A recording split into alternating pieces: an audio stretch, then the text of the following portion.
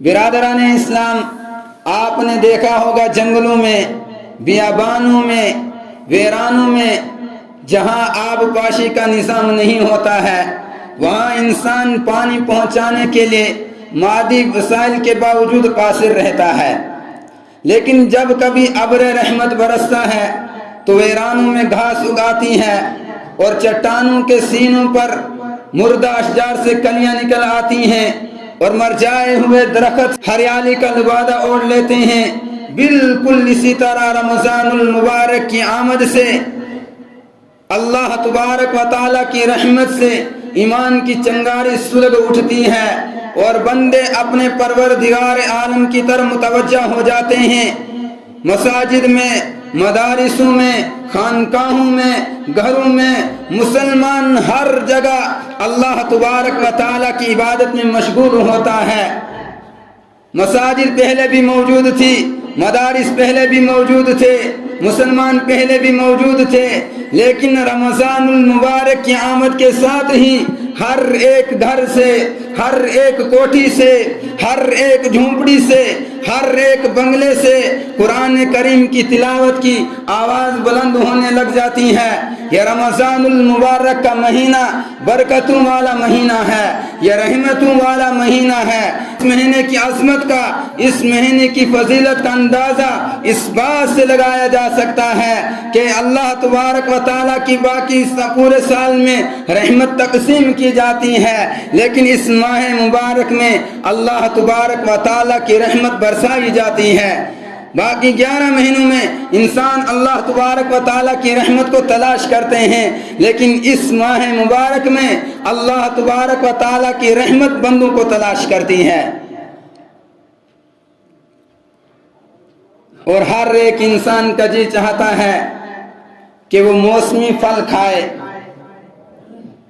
اللہ تبارک و تعالیٰ نے پھلوں کے اندر ایسی لذت اور چاشنی رکھی ہے کہ جس کے استعمال کرنے سے انسان کے بدن میں طاقت پیدا ہوتی ہے، انسان کے دل کو سرور ملتا ہے، انسان کی طبیعت کو راحت ملتی ہے۔ جب انسان کسی پھلوں کی دکان کے باہر سے گزرتا ہے، اس کا جی چاہتا ہے کہ وہ پھل کھائے، لیکن پھل وہی انسان کھا سکتا ہے جو اس کو خریدنے کی استعداد رکھتا ہو۔ جس کے جیب میں پیسہ ہوگا وہی پھل خرید سکتا ہے اور وہی کھا سکتا ہے۔ اسی طرح اللہ تبارک و تعالیٰ کی حضور حاضری تب نصیب ہوگی جب ہمارے دلوں کے اندر ایمان ہوگا، ہمارے دلوں کے اندر تڑپ ہوگی۔ بے شک یہ رمضان المبارک کا مہینہ ہے، برکتوں والا مہینہ ہے، رحمتوں والا مہینہ ہے، لیکن اس کے باوجود بے شمار ایسے لوگ آپ کو ملیں گے جو آج بھی اللہ تبارک و تعالیٰ کے دربار سے محروم ہیں، وہ آج بھی اللہ تبارک و تعالیٰ کی طرف متوجہ نہیں ہوئے ہیں۔ امام الانبیاء صلی اللہ علیہ وسلم نے فرمایا کہ دنیا کے اندر زرق برق کا لباس پہننے والے آدم کے بیٹے اور حوا کی بیٹیاں ایسی بہت ہوں گی جو ایمان کی دولت سے محروم ہوں گی، جو اللہ تبارک و تعالیٰ کی رحمت سے محروم ہوں گی، جو اللہ تبارک و تعالیٰ کی برکتوں سے محروم ہوں گی، جو رمضان المبارک کی فضیلتوں سے محروم ہوں گے۔ اور آج آپ کو مساجدوں کے اندر کچھ نئے چہرے دیکھنے کو ملیں گے، یہ سب اللہ تبارک و تعالیٰ کی توفیق ہے۔ اللہ تبارک و تعالیٰ جسے چاہتا ہے توفیق عطا فرماتا ہے اور جسے چاہتا ہے اسے توفیق نہیں دیتا ہے۔ ایک نوکر اور ایک مالک کہیں راستے سے چل رہے تھے۔ جب نوکر راستے میں چل رہا تھا، اس نے دیکھی ایک چھوٹی سی مسجد آگے سامنے، تو اس نے مالک سے اجازت لی، کہا میں جاؤں گا 2 رکعت نماز پڑھ کر آؤں گا۔ مالک نے اجازت دی، کہا جاؤ۔ جب نوکر مسجد کے اندر چلا گیا، وہ اللہ تبارک و تعالیٰ کی عبادت میں مشغول ہو گیا، اللہ تبارک و تعالیٰ سے راز و نیاز کی باتیں کرنے لگ گیا۔ بہت دیر ہوگی، مالک باہر بیٹھا ہے اور مالک نے آواز دی، کہا کہاں رہ گیا، آپ جلدی کیوں نہیں کر رہے ہیں؟ تو اندر سے نوکر نے جواب دیا، کہا مجھے آنے نہیں دے رہا ہے۔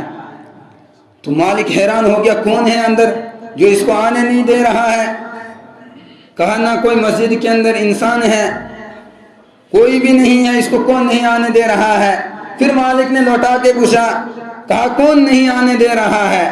تو اندر سے نوکر نے جواب دیا, کہا جو آپ کو اندر آنے نہیں دے رہا ہے وہ مجھے اندر سے باہر نہیں آنے دے رہا ہے. یہ سب اللہ تبارک و تعالیٰ کی توفیق ہے. اور اللہ تبارک و تعالیٰ جب اپنے بندے سے پیار کرتا ہے, محبت کرتا ہے, جب اپنے بندے کو پسند کرتا ہے اللہ تبارک و تعالیٰ, وہ سب سے پہلے اسے سجدے کی توفیق عطا فرماتا ہے. لیکن جس وقت اللہ تبارک و تعالیٰ ناراض ہوتا ہے وہ سب سے پہلے انسان سے سجدے کی توفیق کو چھین لیتا ہے. بہرحال ہمارے گھروں کے اندر کوئی مہمان آ جائے, ہم اس کی کتنی عزت کرتے ہیں, مہمان نوازی کرتے ہیں, اس کی خدمت کرتے ہیں. اسی طرح یہ رمضان المبارک میرے اور آپ کے پاس اللہ تبارک و تعالیٰ کی طرف سے ایک مہمان ہے, اور یہ ہمارے لیے رحمتوں اور برکتوں کے انبار لے کر آیا ہے. تجلیات الہی سے بڑا پڑا ہے, اور اس میں بہت سارے تحائف ہمارے لیے لے کر آیا ہے. یہ روحانی اور یہ نورانی مہینہ جو ہے یہ ہمارے مہمان سے کہیں زیادہ افضل اور بہتر ہے. اس مقدس مہینے میں, اس پاکیزہ مہینے میں مجھے اور آپ کو اللہ تبارک و تعالیٰ کی عبادت کرنی چاہیے. اور جب میں اور آپ اس مہینے کی قدر کریں گے, یہ اللہ تبارک و تعالیٰ کے سامنے جا کر ہماری بخشش کا ذریعہ بنے گا. اللہ تبارک و تعالیٰ نے دین اسلام کے اندر جتنی عبادتیں رکھی ہیں بڑی فضیلتیں ہیں, اور ہر ایک عبادت کا اپنا ایک مقام اور ایک درجہ ہے. نماز ایک پاکیزہ اور اعلیٰ عبادت ہے. الصلاۃ عماد الدین, یعنی نماز کو دین کا ستون قرار دیا گیا ہے. اسی طرح دین کا ایک اہم رکن حج بھی ہے, جس کے کرنے سے انسان کے گناہ دھل جاتے ہیں. رسول مقبول صلی اللہ علیہ وسلم نے فرمایا, جو انسان حج کرتا ہے وہ گناہوں سے بالکل اس طرح پاک اور صاف ہو جاتا ہے جس طرح ایک چھوٹا بچہ اپنی ماں کے پیٹ سے جنم لیتا ہے. اسی طرح زکوٰۃ ہے, اس کا بھی بہت بڑا اجر ہے. یعنی جتنی عبادتیں ہیں, نماز ہے, حج ہے, زکوٰۃ ہے, صدقہ خیرات ہے, ہر ایک عبادت کی فضیلت ہے. اور یہ جو تمام عبادتیں ہیں یہ ظاہری عبادتیں ہیں, لیکن روزہ ایک ایسا منفرد, ایسی ایک واحد عبادت ہے جو باطن سے تعلق رکھتا ہے, انسان کی باطن سے تعلق رکھتا ہے. آپ نماز پڑھ رہے ہیں, آپ کو ہزاروں لوگ دیکھ رہے ہیں. آپ حج کرنے جاتے ہیں, لاکھوں کروڑوں لوگ آپ کو دیکھ رہے ہیں. آپ زکوٰۃ دیتے ہیں, اس وقت بھی آپ کو لوگ دیکھ رہے ہیں. لیکن جس وقت آپ روزہ رکھتے ہیں یہ صرف اور صرف اللہ تبارک و تعالیٰ ہی جانتا ہے آپ کو روزہ ہے یا نہیں ہے. یہ صرف اور اللہ تعالیٰ اور اس کے بندے کے ساتھ تعلق ہوتا ہے, ان کے درمیان کوئی اور چیز حائل نہیں ہوتی ہے. اور روزہ ایک ایسی افضل عبادت ہے کہ ہر ایک عبادت کا ثواب لکھنے کے لیے اللہ تبارک و تعالیٰ فرشتوں کو کہتے ہیں. جب روزے کی باری آتی ہے تو اللہ تبارک و تعالیٰ فرماتے ہیں, الصوم لی وانا اجزی بہ, روزہ میرے لیے ہے اور میں ہی اس کی جزا بھی دوں گا. اور اللہ تبارک و تعالیٰ اپنے نیک مومنین کے اعمالوں کو ضائع نہیں کرتا ہے, انہیں خوشخبری بھی سناتا ہے. جو اعمال کرتے ہیں انہیں انعام بھی دیتا ہے. فرمایا جنات تجری من تحتها الانہار خالدین فیہا ابدا, اللہ تبارک و تعالی جنت عطا کرے گا جس کے نیچے نہریں بہہ رہی ہیں. اور اللہ تعالیٰ نے فرمایا میں نے جنت کو مومنین کے لیے بنایا ہے اور مومنین کو جنت کے لیے بنایا ہے. آپ نماز ادا کریں گے آپ کو جنت ملے گی, آپ زکوٰۃ ادا کریں گے آپ کو جنت ملے گی, آپ حج ادا کریں گے آپ کو جنت ملے گی, آپ پڑوسی کے حقوق ادا کریں گے آپ کو جنت ملے گی, آپ یتیم کے سر پر ہاتھ رکھیں گے آپ کو جنت ملے گی, آپ صدقہ خیرات کریں گے آپ کو جنت ملے گی. لیکن واحد روزہ ایسی عبادت ہے جو اللہ تبارک و تعالیٰ کو اتنی پسند ہے کہ جس وقت انسان روزہ رکھتا ہے انسان کو جنت بھی ملتی ہے اور جنت والا بھی ملتا ہے. اور اللہ تبارک و تعالیٰ کو روزے رکھنے والا انسان اتنا پسند ہے, جب افطار کا وقت ہوتا ہے، انسان کا معدہ جس وقت خالی ہوتا ہے، اس وقت انسان کے معدے سے ایک بو اٹھتی ہے جو بدبو کی شکل میں ہوتی ہے، بدبو آتی ہے، اور اللہ تبارک و تعالیٰ اس کو جنت کی خوشبو کے برابر درجہ دیتے ہیں۔ میرے بھائیوں، یہ رمضان المبارک کا مہینہ بہت بڑی فضیلتوں والا مہینہ ہے۔ حضرت ابو ہریرہ رضی اللہ تعالیٰ عنہ سے روایت ہے کہ رمضان المبارک کی یکم تاریخ کو جنت کے دروازے کھول دیے جاتے ہیں اور جہنم کے دروازے بند کر دیے جاتے ہیں، شیطان کو قید کر دیا جاتا ہے۔ یہ جنت کے دروازے کھول دیے جاتے ہیں، جہنم کے دروازے بند کر دیے جاتے ہیں، شیطان کو قید کر دیا جاتا ہے۔ یہ اس بات کی دلیل ہے کہ بندے اللہ تعالیٰ کی رحمت کے قریب ہو جاتے ہیں۔ اور رمضان المبارک کی آمد سے انسانوں کے اندر نیکیوں کا ظہور زیادہ ہوتا ہے۔ ہر ایک انسان کے دل کے اندر اللہ تبارک و تعالیٰ کی یاد ہوتی ہے اور ذکر سے انسانوں کے دل لبریز ہوتے ہیں۔ انسان اپنی مالک حقیقی سے ملنے کا موقع انسان کو اسی مہینے میں ملتا ہے، اور اللہ تبارک و تعالیٰ کے ساتھ تعلق جوڑنے کا یہی ایک مہینہ ہے۔ 11 مہینوں میں میرا اور آپ کا تعلق اللہ تبارک و تعالیٰ سے کٹ گیا تھا، لیکن آج رمضان المبارک میں یہ عزم کرو، یہ ارادہ کرو کہ آج ہم اپنا تعلق اللہ تبارک و تعالیٰ سے جوڑیں گے، اور ایسا تعلق جوڑیں گے جو ہمارا تعلق اس کے بعد کٹے گا نہیں۔ حضرت سفیان فارسی رضی اللہ تعالیٰ عنہ فرماتے ہیں کہ اللہ کے نبی صلی اللہ علیہ وسلم نے فرمایا کہ جو رمضان المبارک میں کسی دوسرے مسلمان کے پیٹ بھر کر کھانا کھلاتا ہے اور اللہ تبارک و تعالیٰ اس کے اوپر جہنم کی آگ کو حرام کر دیتے ہیں،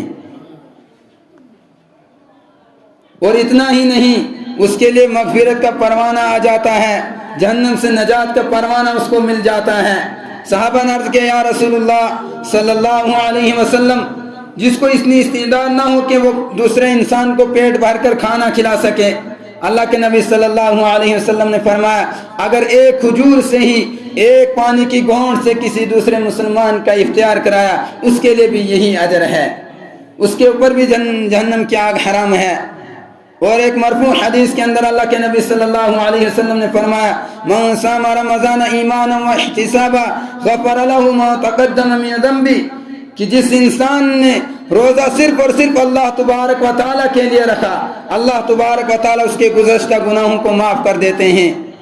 اسی حدیث کے الفاظوں کو دوسری جگہ بیان فرمایا ہے غفر له ما تقدم من ذنبك وما تأخر، کہ جو انسان رمضان کے اندر صرف اور صرف اللہ تعالیٰ کے لیے روزہ رکھے گا اور اللہ تبارک و تعالیٰ اس کے اگلے پچھلے گناہوں کو معاف کر دیتے ہیں، یہ رمضان المبارک کی فضیلت ہے۔ اور رمضان المبارک کی فضیلت کا اندازہ اس بات سے بھی لگایا جا سکتا ہے، امام الانبیاء صلی اللہ علیہ وسلم نے فرمایا کہ ایک رمضان مبارک کا ایک فرض، ایک روزہ عمر بھر کے نفلی روزوں کے برابر ہے۔ روزے کی 3 قسمیں ہیں، ایک فرض، ایک واجب اور ایک نفلی روزہ۔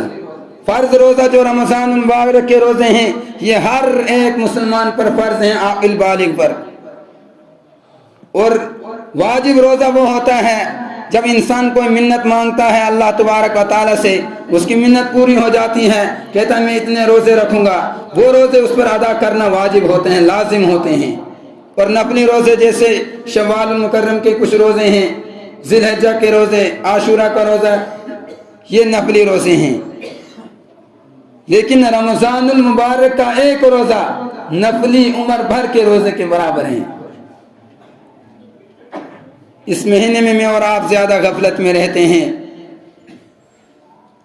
اور اللہ تبارک و تعالیٰ نے فرمایا قرآن کریم کے اندر یا ایھا الذین آمنوا کتب علیکم الصیام کما کتب علی الذین من قبلکم لعلکم تتقون، اے ایمان والو ہم نے آپ کے اوپر روزے فرض کیے ہیں جس طرح آپ سے پہلی امتوں پر فرض کیے تھے، تاکہ تمہارے اندر تقوی پیدا ہو، تمہارے اندر تقوی پیدا ہو، پرہیزگاری پیدا ہو۔ اور اس مہینے کو اللہ کے نبی صلی اللہ علیہ وسلم نے شہر الصبر کہا ہے کہ یہ صبر کا مہینہ ہے۔ اس مہینے میں صرف اور صرف اللہ تبارک و تعالیٰ کی اطاعت میں اپنا وقت گزارنا چاہیے، اللہ تبارک و تعالیٰ کی بندگی میں اپنے زندگی کے اوقات کو گزارنا چاہیے۔ اگر انسان کے دل کے اندر گناہ کے جذبات پیدا ہو رہے ہیں، برے خیالات پیدا ہو رہے ہیں، ان خیالات کے اوپر قابو کرنا چاہیے اور اپنے آپ کو اللہ تبارک و تعالیٰ کے حکم کے تابع کرنا چاہیے۔ اللہ کے نبی صلی اللہ علیہ وسلم نے فرمایا، میں اور آپ روزہ رکھتے ہیں، حلال چیزوں کو چھوڑ دیتے ہیں، کھانا پینا ہم نے چھوڑ دیا، یہ حلال چیزیں ہیں یہ ہم نے چھوڑ دیا، لیکن حرام کو ہم نہیں چھوڑتے ہیں، جھوٹ بولنا ہم نہیں چھوڑتے ہیں، غیبت کرنے سے ہم نہیں پرہیز کرتے ہیں۔ جھوٹ بولنا، غیبت کرنا، دوسروں کو تکلیف پہنچانا، دوسروں کو دکھ درد دینا، یہ سب ہمارے دل کے اندر چلتا رہتا ہے۔ رشوت لینا، سودی کاروبار کرنا، لیکن ان تمام چیزوں سے پرہیز کرنی چاہیے۔ جب میں اور آپ ان چیزوں سے پرہیز نہیں کریں گے، روزے کا جو اصل مقصد ہے وہ مقصد مجھے اور آپ کو حاصل نہیں ہوتا ہے۔ اور آج سے پہلے ہمارے رمضان مبارک ایسے ہی گزرے ہیں کہ روزے کا جو اصل مقصد تھا وہ ہمیں حاصل نہیں ہوا، ورنہ اللہ تبارک و تعالیٰ نے فرمایا جب تم روزہ رکھو گے تمہارے اندر تقوی پیدا ہونا چاہیے، پرہیزگاری پیدا ہونی چاہیے۔ تقوی کسے کہتے ہیں؟ تقوی کہتے ہیں کہ انسان کا جو ظاہر ہے یہ بھی ایک جیسا ہونا چاہیے اور باطن بھی انسان کا ایک جیسا ہی ہونا چاہیے، یعنی ہر وقت اللہ تبارک و تعالیٰ کا خوف اپنے دل میں رکھنا چاہیے اور ہر کام اللہ تبارک و تعالیٰ کی رضا کے مطابق کرنا چاہیے۔ ہر وقت انسان کو یہ سوچنا چاہیے میں جو یہ کام کر رہا ہوں مجھے اللہ تبارک و تعالیٰ دیکھ رہا ہے، اور ہر قول و عمل کا اللہ تبارک و تعالیٰ کو ہمیں جواب دینا ہے۔ جو بھی ہم یہاں پر کریں گے اس کا حساب و کتاب مجھے اور آپ کو دینا ہوگا۔ فرمایا لعلکم تتقون، جا کے تمہارے اندر تقوی پیدا ہو، پرہیزگاری پیدا ہو، لیکن ہم دیکھتے ہیں ہمارے اندر تقوی پیدا نہیں ہوتا ہے۔ عید کا چاند نظر آتے ہوئے ہی مسجدیں خالی ہو جاتی ہیں۔ جب ہمارے دلوں کے اندر تقوی ہوگا وہ رمضان کے بعد بھی ہونا چاہیے، اور اللہ کے نبی صلی اللہ علیہ وسلم نے فرمایا جب تم رمضان کو سلامتی کے ساتھ گزارو گے، گناہوں سے بچ کر رمضان کو گزارو گے، پورے سال آپ گناہوں سے بچ جاؤ گے۔ لیکن جب رمضان المبارک آپ کا صحیح گزرے گا، اور رمضان المبارک میں اللہ تبارک و تعالی نے گناہوں سے بچنے کے لیے بہت آسان طریقے مقرر کیے ہیں۔ شیطان ورنہ انسان کا کھلم دشمن ہے۔ اللہ تبارک و تعالی نے رمضان المبارک کے مہینے میں اس کی طاقت کو سلب کر لیا ہے، وہ انسان کے دلوں کے اوپر حملہ نہیں کر سکتا ہے، اور نفس بھی انسان کا دشمن ہے۔ اللہ تبارک و تعالی نے نفس کے اوپر بھی پابندی لگائی کہ انسان نیکیاں زیادہ سے زیادہ کرے اور زیادہ سے زیادہ میرے قریب ہو جائے۔ لیکن میرے بھائیوں، اس رمضان المبارک کی ہمیں قدر پہچاننی چاہیے، ہمیں قدر کرنی چاہیے۔ بار بار یہ موقع نہیں ملتا ہے،